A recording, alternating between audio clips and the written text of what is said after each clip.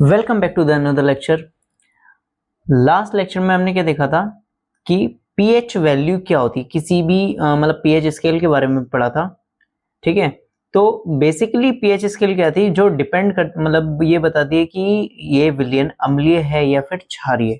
ठीक है, जैसे कि हमने इस चीज को डिफाइन किया था कि जैसे जैसे भाई देखो, अगर 7 से वैल्यू नीचे आती है पीएच की तो वो क्या हो जाएगा, अम्लीय हो जाएगा। 7 से ऊपर आती है तो वो क्या हो जाएगा, क्षारीय हो जाएगा।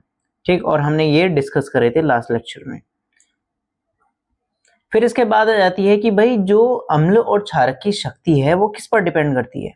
ठीक है, तो भाई बेसिकली बात ये है, जो पीएच स्केल होती है वो देखती है मतलब जैसे कि नाम से पता है हमें, पावर ऑफ हाइड्रोजन, तो यानी हाइड्रोजन की संख्या। ठीक है, हाइड्रोजन को देखती है कि हमारे जो कहते हैं हमारे पास जो यौगिक है उसमें हाइड्रोजन की संख्या कितनी है। अगर हाइड्रोजन आयन की संख्या अधिक है, सॉरी हाइड्रोजन आयन की संख्या अधिक है, H प्लस आयनों की संख्या अधिक है, तो वो क्या हो जाएगा, वो प्रबल अम्ल कहलाता है।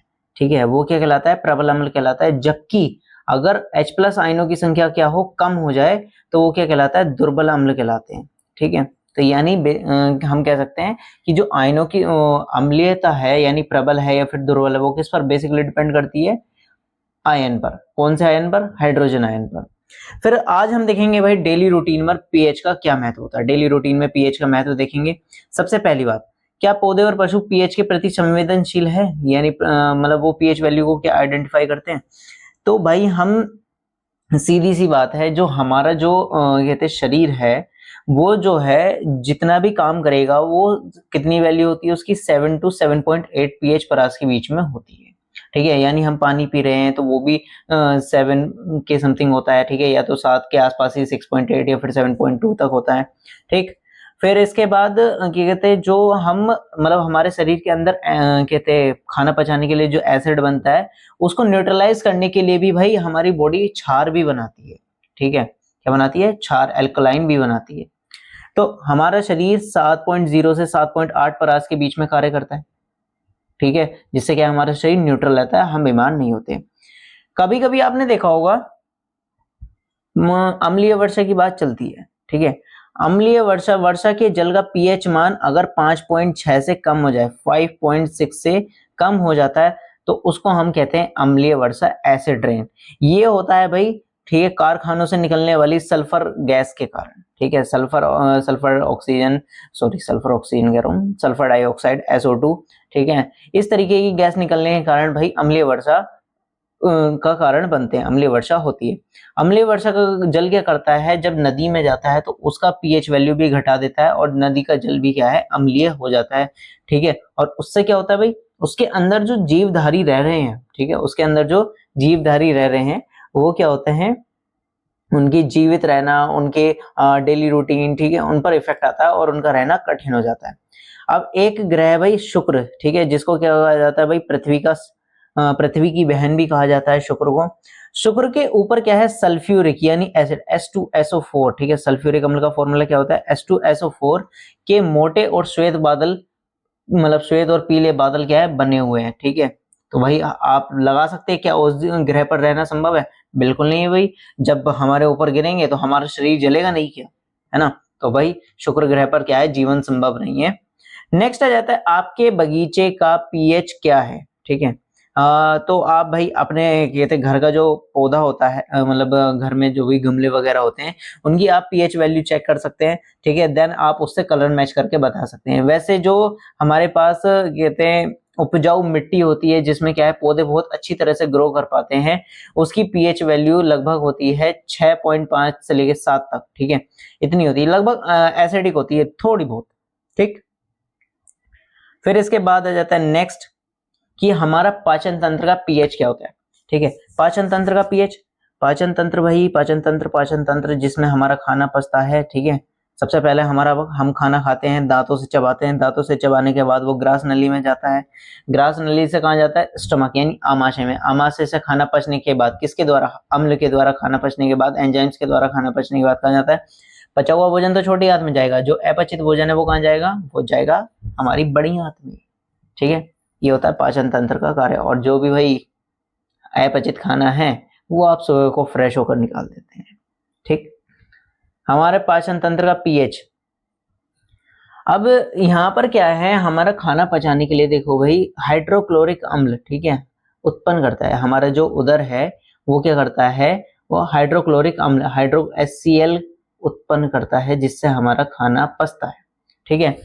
ये उदर को हानि पहुंचाए बिना भोजन के पाचन में सहायक होता है, यानी हमारे उदर को, ठीक है, पेट को, ठीक है, वो बिल्कुल भी हानि नहीं पहुंचाता है, स्टमक को बिल्कुल हानि नहीं पहुंचाता है, जिससे क्या है, बिना हानि पहुंचाए वो भोजन को पचाने में सहायक है। लेकिन कभी कभी क्या होता है, कभी कभी क्या हमने देखा होगा कि कभी कभी हम अपने पेट पे, ठीक है, या फिर सीने पर जलन का अनुभव करते हैं। तो वो क्या होता है कि भाई जब हाइड्रोक्लोरिक अम्ल की मात्रा ज्यादा होती है, अपच की स्थिति में उदर अत्यधिक मात्रा में अम्ल उत्पन्न कर देता है, जिसके कारण क्या होता है, उदर में दर्द या फिर जलन का महसूस होता है। मतलब महसूस करते हैं कि भाई हाँ भाई आज तो जलन हो रही है, एसिडिटी हो गई, ठीक है। तो हम क्या करते हैं, इस दर्द से मुक्त होने के लिए एंटासिड जैसे क्षारकों का प्रयोग करते हैं। एंटासिड जैसे कि इनो, ठीक है, बेकिंग सोडा या फिर सोडा वाटर, ऐसी चीजों का प्रयोग करते हैं। बेसिकली हमने लास्ट लेक्चर्स में पढ़ा भी है कि अगर हमारे अंदर अम्ल की मात्रा ज्यादा हो जाती है तो हम क्या कहते हैं, क्षार, अगर उसका क्षार का कुछ विलयन पी लें, ठीक है, तो वो क्या हो जाए, वो बिल्कुल उसको न्यूट्रलाइज कर देता है, क्योंकि अम्ल तथा क्षार मिलकर क्या बना देते हैं, लवण बना देते हैं, यानी एक दूसरे की शक्ति को क्षीण कर देते हैं, ठीक है, जिससे क्या होता है, पानी बन जाता है, ठीक है, एक दूसरे की शक्ति खत्म हो जाती है बेचारों की, ठीक है, एक दूसरे से लड़ झगड़ के खत्म हो जाते हैं, ठीक। फिर इसके बाद आ जाता है, इस अध्याय में हमने मतलब स्टार्टिंग में ये बात डिस्कस करी थी। फिर एक और उपाय है कि इसके लिए मैग्नीशियम हाइड्रोक्साइड यानी मिल्क ऑफ मैग्नीशियम जिसे कहा जाता है, दुर्बल क्षारक का प्रयोग भी हम कर सकते हैं, ठीक है। अब फिर इसके बाद आ जाता है कि ऐसा होता है ना कि किसी किसी के दांत, जैसे हम ठंडा पानी पी रहे हैं, ठीक है, वो दांतों में कुछ सेंस से महसूस होते हैं, तो वो क्या है, एक तरह से हमारे दांत क्या होते जा रहे हैं, कमजोर होते जा रहे हैं, ठीक है। दांतों में पीएच की बारे में पढ़ेंगे। तो आपने कभी कभी जैसे आइसक्रीम खाते हैं, ठीक है, आप खाना खाया उसके बाद आइसक्रीम खाते हैं, ठीक है, या फिर आपने गर्म पानी पी लिया उसके बाद आइसक्रीम खाते हैं, तो क्या होता है, कभी कभी एकदम से क्या है, वो दांतों में लगती है, झंझनाहट मारती है, ठीक है।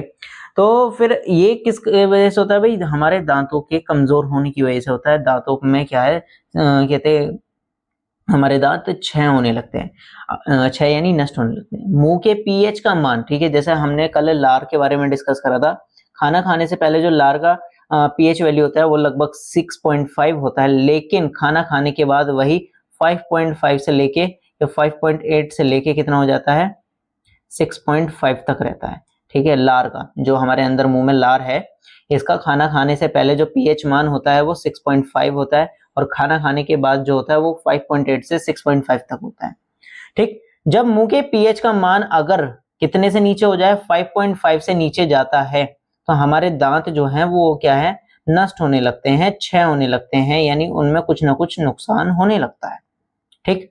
तो दांतों का इनेमल यानी जो दांत वलक है, ठीक है, दंत वलक होता है, वो किससे बना होता है, कैल्शियम हाइड्रोक्सी एपेटाइट से। किससे, कैल्शियम हाइड्रोक्सी एपेटाइट, जो कि किसका कहते हैं, मिक्सचर है कैल्शियम फॉस्फेट का, ठीक है, से बना होता है, जो कि शरीर का सबसे कठोर पदार्थ है। क्या, कैल्शियम फॉस्फेट, यानी हमारे दांत। लेकिन मुंह के पीएच का मान 5.5 से जैसे ही नीचे जाता है वो उसको भी बेकार कर देता है, उसको भी संक्षारित करना शुरू कर देते हैं। फिर इससे क्या होता है भाई, हमारे दांत बेकार होते हैं, ठीक है। जैसे हम ब्रश करते हैं तो उसमें भी हमें दर्द महसूस होता है। तो इसलिए हमें ऐसे दंत मंजन का प्रयोग करना चाहिए जो कि क्या हो, एल्कलाइन हो, क्षार के हो। मुंह की सफाई के लिए क्षार के दंत मंजन का उपयोग करने से पहले अम्ल की अधिक की मात्रा को उदासीन किया जा सकता है। यानी अगर हम, जैसे हमारे अंदर एसिड बन रहा है, लार से एसिड बनता है यानी अम्ल बनता है, अगर हम ब्रश जो करते हैं, ब्रश जो कर रहे हैं, तो भाई अगर वो क्षार हो, एल्कलाइन हो, तो वो उसकी शक्ति को खत्म कर देगा, जिससे हमारे दांत क्या होते हैं, सुरक्षित रह सकते हैं, ठीक है। तो जिसके परिणाम स्वरूप क्या हो रहा है, दंत क्षय को रोका जा सकता है, यानी दांतों को नष्ट होने से रोका जा सकता है। इससे नेक्स्ट आ जाते हैं। अब भाई कुछ पशुओं और पौधों द्वारा उत्पन्न रसायनों से आत्मरक्षा, यानी कुछ पौधे या फिर पशु क्या करते हैं, रसायनों को यानी केमिकल्स उत्पन्न करते हैं, एसिड बनाते हैं, ठीक है, या फिर क्षार बनाते हैं, तो उनसे कैसे बचा जा सकता है। अच्छा, कभी किसी को मधुमक्खी ने काटा है, मधुमक्खी या ततैन, ठीक है, या फिर बिच्छू, ऐसी चीजों ने काटा है क्या, ऑफ कोर्स काटा होगा, ठीक है, ऑफ कोर्स काटा होगा, आप इतने बड़े हो चुके हैं। तो मधुमक्खी का जो डंक होता है उसके अंदर होता है फॉर्मिक एसिड, ठीक है। जब मधुमक्खी हमें काटती है, ठीक है, मधुमक्खी जब हमें काटती है तो हम कौन से एसिड का अनुभव करते हैं? ये देखो इतना दर्द देता है एसिड, ठीक है, जब वो शरीर के अंदर जाता है। तो मधुमक्खी का डंक जो है उसके अंदर होता है formic acid, formic acid release करता है, जिसका फॉर्मूला होता है, फॉर्मिक अम्ल का फॉर्मूला क्या होता है? ये है भाई एसिटिक अम्ल का छोटा भाई HCOOH, ठीक है। तो भाई जब मधुमक्खी काटती है तो हम कौन से अम्ल का अनुभव करते हैं? हम करते हैं भाई किसका? फॉर्मिक अम्ल का, ठीक है, फॉर्मिक एसिड का, ठीक है। और अगर हमें उसके दर्द को कम करना होता है तो भाई क्या करते हैं हम? ठीक है भाई, कोई तो कहेगा लोहा लगा देते हैं, ये कर देते हैं, वो कर देते हैं। सही बात है, क्यों? लोहा जो है, अगर लोहा ऑक्साइड हो, ठीक है, लोहा ऑक्साइड हो तो हमने जैसे कि पता है कि धात्विक ऑक्साइड क्या होते हैं? क्षारीय होते हैं, ठीक है। बेसिकली अगर हमें मधुमक्खी काट ले, ठीक है, और उसके दर्द को अगर हमें कम करना है तो हमें क्षार यानी जैसे बेकिंग सोडा हो गया, ठीक है, या फिर साबुन का पानी हो गया, इस तरीके की चीजों का प्रयोग करना चाहिए, जो कि एसिड, जो कि ये क्या है? एसिड जो है उसकी उसकी शक्ति को कम कर दे। हमने अभी पढ़ा ना कि अम्ल क्षार की शक्ति को कम कर देते हैं, तो भाई वो सॉरी क्षार अम्ल की शक्ति को कम कर सकते हैं या अम्ल क्षार की शक्ति को कम कर सकते हैं। तो इसलिए क्या है, जब भी अगर अम्ल यानी जैसे मधुमक्खी थी, ठीक है, मधुमक्खी जब हमें काटती है तो हमारे अंदर एसिड जाता है, ठीक है, फार्मिक एसिड जाता है। तो हम क्या करें, जहां पर काटा है वहां पर ही हम क्या लगा दे? क्षार लगा दे कोई सा भी, ठीक है, या बेकिंग सोडा लगा दिया, या फिर हमने साबुन का पानी लगा दिया, ठीक है। तो भाई मम्मी क्या लगाती है? मम्मी टूथपेस्ट लगाती है। टूथपेस्ट क्यों? क्योंकि टूथपेस्ट क्या होता है? एल्कलाइन होता है, उसमें मतलब क्षार होता है वो, ठीक है, तो इसलिए मम्मी टूथपेस्ट लगाती हैं। अच्छा, इसलिए क्या है, हमें ये प्रयोग करने चाहिए। अब जैसे एक नेटल जो है, एक नेटल हमारे पास पौधा होता है नेटल, ठीक है, अगर नेटल के पौधे का जो डंक यानी अर्थात कांटा लग जाए तो उसके अंदर होता है मेथनोइक अम्ल, जो कि क्या है? बहुत ज्यादा जलन और दर्द का अनुभव करता है। उस पर भी हमें सेम चीज अप्लाई करनी है कि भाई हम किसी क्षार को लगा लें तो वो क्या है? वो खत्म हो जाएगा दर्द हमारा। अच्छा, मेरे साथ भी एक इंसिडेंट हुआ था कि जब मैं क्लास 12th में था तो भाई मेरे कहते पैंट पर वो गिर जाता है, ठीक है, तनु अम्ल, ठीक है, तनु अम्ल कौन सा? HCl, डाइल्यूट HCl गिर जाता है, ठीक।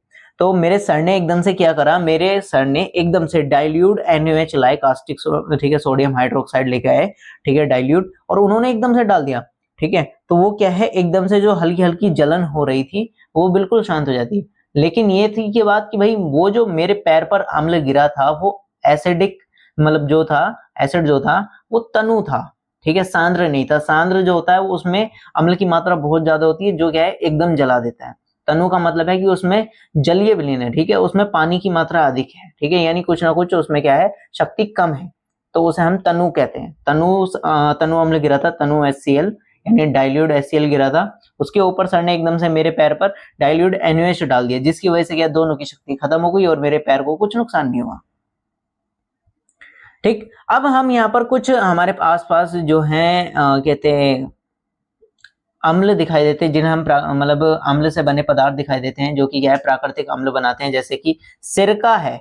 सिरके को एसिटिक अम्ल कहा जाता है, CH3COOH, ठीक है, यानी हमारे घर में जो सिरका डल होता है ना, जो अचार बनता है, ठीक है, तो वो क्या है? एसिटिक अम्ल यानी CH3COOH होता है। संतरे के अंदर कौन सा अम्ल पाया जाता है? सिट्रिक अम्ल पाया जाता है। संतरे के अंदर सिट्रिक अम्ल पाया जाता है, और इमली के अंदर टार्टरिक अम्ल पाया जाता है। टमाटर के अंदर ऑक्जेलिक अम्ल पाया जाता है। अभी कंफ्यूजन हो गई थी, टमाटर के अंदर कौन सा अम्ल पाया जाता है? ऑक्जेलिक अम्ल पाया जाता है। जो हमारे पास खट्टा दूध होता है यानी दही, ठीक है, दही का नाम सुना होगा। दही के अंदर क्या होता है? लैक्टिक एसिड होता है। कौन सा एसिड होता है? लैक्टिक एसिड होता है। नींबू जो कि क्या है? संतरे का छोटा भाई है, तो उसके अंदर कौन सा पाया जाता है? सिट्रिक अम्ल पाया जाता है, जो संतरे में पाया जाता है। चींटी का डंक, ठीक है, चींटी के डंक में कौन सा पाया जाता है? मेथेनोइक अम्ल पाया जाता है। कौन सा? मेथेनोइक अम्ल, ठीक है। और नेटल का डंक जो कि हमने अभी पढ़ा था पौधे के अंदर, वो क्या पाया जाता है? उसके अंदर भी मेथेनोइक अम्ल पाया जाता है। मधुमक्खी के डंक के अंदर पाया जाता है फार्मिक अम्ल। कौन सा? फार्मिक अम्ल, जो कि इसी का छोटा भाई है, किसका? एसिटिक अम्ल का, HCOOH, ठीक, HCOOH, ठीक। तो भाई अब हमें क्लियर हो चुका है, संतरे के अंदर कौन सा, सिट्रिक अम्ल, इमली के अंदर टार्टरिक अम्ल, टमाटर के अंदर ऑक्जेलिक अम्ल, खट्टे दूध या दही के अंदर लैक्टिक अम्ल, और नींबू के अंदर सिट्रिक अम्ल, चींटी का डंक मेथनोइक अम्ल, नेटल का डंक मेथनोइक अम्ल, ठीक है, और मधुमक्खी के अंदर फार्मिक अम्ल HCOH। ठीक, नेक्स्ट टॉपिक होगा हमारे पास भाई लवण क्या होते हैं, कैसे बनते हैं, कौन कौन से लवणों के बारे में हम देखो सोडियम क्लोराइड के बारे में पढ़ेंगे, सोडियम हाइड्रोक्साइड के बारे में पढ़ेंगे, sorry sodium carbonate, sodium hydroxide तो क्षार है नभी, ठीक है, सोडियम कार्बोनेट, तो हम अलग अलग लवण के बारे में पढ़ेंगे, ठीक है। तो भाई वो नेक्स्ट लेक्चर में होगा। वेल ठीक है, आज के लेक्चर में इतना ही। Thanks for watching this video, bye bye.